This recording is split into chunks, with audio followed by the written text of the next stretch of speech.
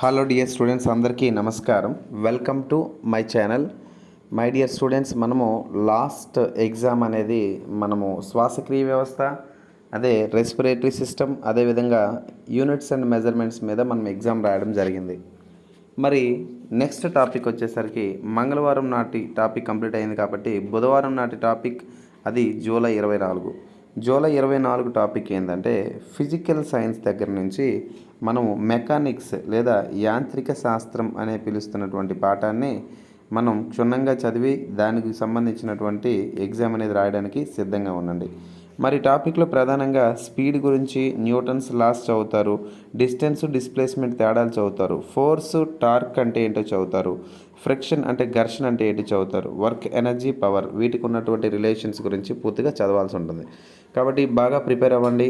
And మీకు ఎలాంటి సందేహాలు ఉన్నా కానీ మెసేజ్ చేయండి. గ్రూప్లో జాయిన్ అవ్వాలంటే కనుక క్రింద ఉన్నటువంటి లింక్ను క్లిక్ చేయండి, ఎగ్జామ్ రాస్తారు. Thank you.